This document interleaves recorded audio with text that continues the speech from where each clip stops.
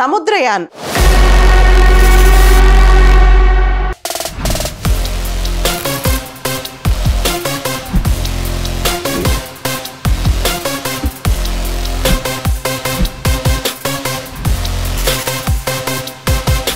India's deep ocean mission సముద్ర గర్భ అన్వేషణ కోసం భారతదేశం చేపడుతున్న డీప్ ఓషన్ మిషన్, దానికే సముద్రయాన్ అని పేరు పెట్టారు.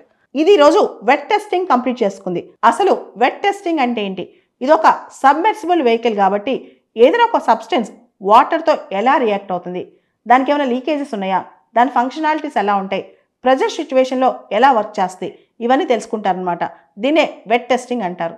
సముద్ర జలాల్లోని వనరులు, జీవ వైవిధ్యంపై స్టడీ చేయడానికి సముద్రయాన్ ప్రాజెక్ట్ను కేంద్రం 2021లోనే ప్రకటించింది. సముద్రయాన్ రీసెర్చ్లో భాగంగా శాస్త్రవేత్తల బృందం సముద్ర మట్టం నుంచి 6000 మీటర్ల లోతులోకి వెళ్ళి పరిశోధనలు చేస్తారు. సముద్రయాన్ కోసం అంటే లోపలికి వెళ్ళి పరిశోధనలు చేయడం కోసం మత్స్య అనే జలాంతర్గామిని తయారు చేస్తున్నారు. మత్స్య 6000 అనేది మ్యాన్డ్ సబ్మర్సిబుల్ వెహికల్. ఇది సముద్రం లోపలికి వెళ్ళి అంటే 6000 మీటర్స్ లోపలికి వెళ్ళి స్టడీ చేయగలదు.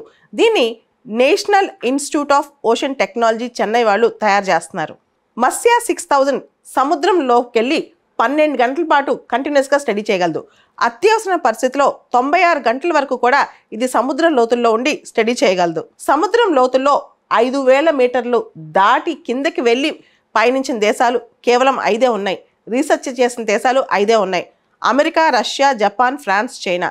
ఇప్పుడు కనుక ఇండియా సముద్రయాన్ ప్రాజెక్టులో సక్సెస్ అయితే ఇండియా 6వ దేశం అవుతుంది 5000 మీటర్ల కన్నా లోతుకు వెళ్ళి సముద్రంలో రీసెర్చ్ చేయటం. మత్స్య 6000 మ్యాన్డ్ సబ్మెర్సిబుల్ వెహికల్ అనేది బాడీ మొత్తం కూడా టైటానియం ఎలాయ్తో తయారు చేయబడింది. మత్స్య 6000లో ఆధునిక సెన్సర్లు, టూల్స్ ఉంటాయి. ఈ సముద్రయాన్ ప్రాజెక్ట్ మొత్తం కూడా ministry of earth sciences implement చేస్తోంది.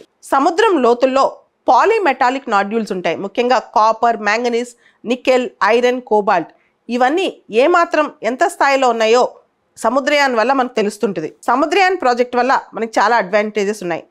Deep sea mining, deep ocean survey, development of ocean climate change advisory services, కొత్త కొత్త టెక్నాలజికల్ ఇన్నోవేషన్స్, సముద్రంలో ఉన్న ఇంధన వనరులు, కొత్త కొత్త టెక్నాలజీస్ సంబంధించిన అంశాలు, అతి ముఖ్యమైనది మెరైన్ స్టేషన్ ఫర్ ఓషన్ బయాలజీని ఎస్టాబ్లిష్ చేయడం.